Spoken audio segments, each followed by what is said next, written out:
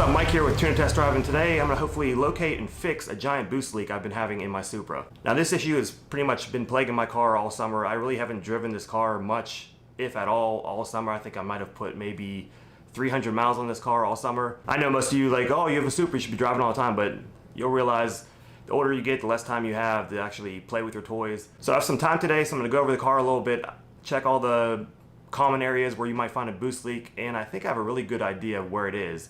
So we'll see if that holds true once I get to that point. But anyways, let's dig into the car a little bit and see if we can find actually what's wrong with it. So I knew something had to be leaking, so I checked all the normal spots, like all these vacuum lines and stuff back here behind the intake manifold. Checked all the couplers on the intercooler piping.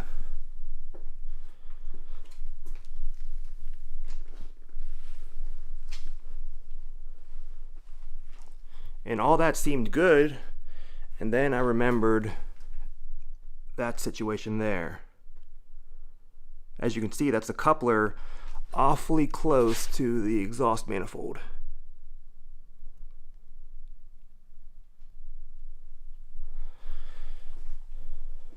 So let's pop that compressor cover off and see what's going on with that coupler.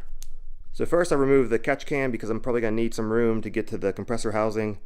So let's remove that. I probably should empty it. I haven't emptied this thing since I installed it 3 years ago, but it doesn't feel like there's a lot of liquid in it, so that's a good thing.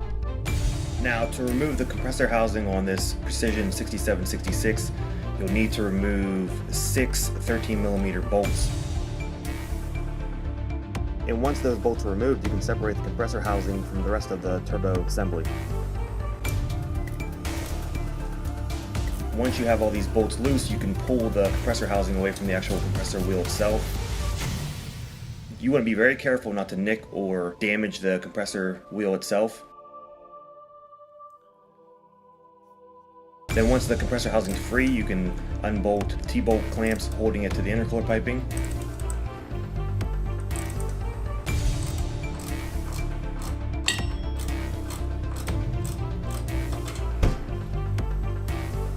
And then you can remove the compressor housing.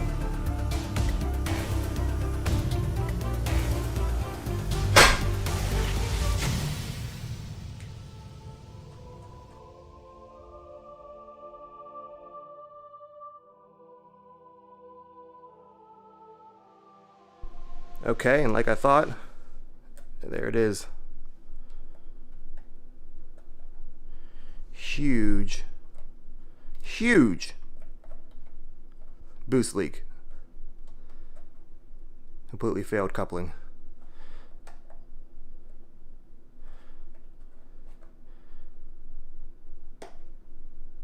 Now this is mostly due to the fact that I should have welded on a metal elbow to wrap around that exhaust manifold, but I knew eventually it was going to burn its way through. So luckily these things are pretty cheap. Just got another one. Now I can just install this new one. We should be back in business. It's pretty much the exact same one as before. But man, look at that hole.